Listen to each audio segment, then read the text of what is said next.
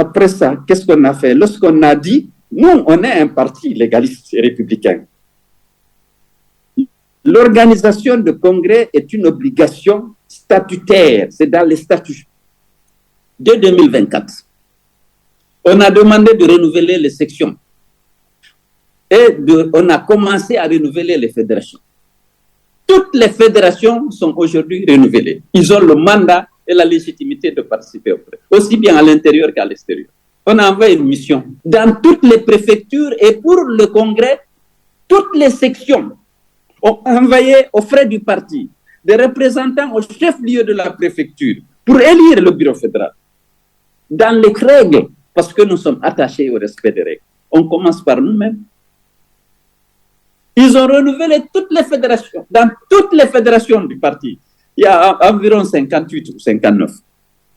Parce que dans certaines fédérations, comme les Luma, vous avez Tiagalbour et les Luma, Gaval, comme vous avez Kumbia et Gaval. Et au niveau de la Basse-Côte, il y en a beaucoup. À Bibreka, vous avez Bibreka, vous avez aussi Tanene, et à Boké, on a Sangaredi, Kamsa et Boké. Donc, dans certaines fédérations, il y a dans certaines préfectures, il y a plus d'une fédération. On a envoyé des missionnaires qui sont allés. Toutes les sections sont venues. On a renouvelé les fédérations et ils ont écrit au préfet pour déposer la liste des nouveaux fédérations avec leur numéro de téléphone. Ils nous disent qu'il faut faire renouveler. Nous avons rappelé que c'est une obligation statutaire. On était en train de préparer ça depuis 2024. Toutes les fédérations se renouvellent. On fixe une date. Et puis, paf, la justice dit non. On vous interdit de renouveler. On s'incline parce que nous sommes des républicains. On dit, bon, notre congrès est reporté à une date ultérieure qui sera fixée lorsque la décision sur le fond dans l'affaire opposant Ousmane Gaval à l'UFDG sera prise. Le juge prend la décision et nous autorise à faire notre congrès. Nous convoquons encore le congrès pour le 6 juillet. Et les gens doivent venir. Et puis on attend.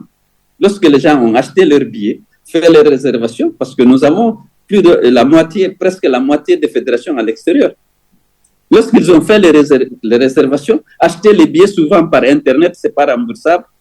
On nous reçoit hier la lettre du MATD pour nous dire qu'il faut suspendre notre congrès. Parce que des réformateurs l'ont saisi, qui n'ont aucune existence légale. Peut-être qu'il leur a accordé un agrément de mouvement politique, de parti politique, d'ONG ou de syndicat, je ne sais pas. Mais sur cette base, on décide qu'il faut suspendre le congrès. Alors que les congressistes sont déjà prêts. Non, je vais juste vous attirer votre attention sur le devoir de résistance. Parce que ces gens-là, ils s'en fichent de la loi, ils s'en fichent de la vérité. Ils veulent tuer l'UFDG et détruire tout avenir politique à votre président. Pourquoi? Alors, vous me posez les questions. Pourquoi la question?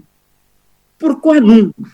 Chacun a une réponse. Il y a des réponses dont il n'est pas décent d'évoquer. Mais vous le savez, 2010, c'est la même chose. Les langues se sont déliées après. On a gagné les élections, ils avaient dit non, tout sauf un peu. Mais qu'est-ce qu'il y a? Alors, pourquoi ça? Aujourd'hui, ça se dit, personne ne peut assumer ça, même en parler. Lorsque tu en parles, oh, ils aiment se victimiser, il est tribaliste. Il faut qu'on se pose la question, pourquoi attendre? Pourquoi priver un citoyen de se faire arroler? Pourquoi lui attribuer des infractions qu'il n'a pas commises? Pourquoi l'exclure de sa maison et la détruire? Parce que nous avons un parti fort. Un parti on a recueilli. On va dire non, c'est un parti communautaire. Vous savez que c'est faux. Est-ce qu'il y a un parti plus transversal que l'UFDG? Lorsque la liste des fédéraux sont sortis, lorsqu'on a fait les élections locales, il n'y a que 12 à 15 communes rurales où on n'a pas d'élus sur l'ensemble du territoire national. Nous avons 122 communes que nous gérons.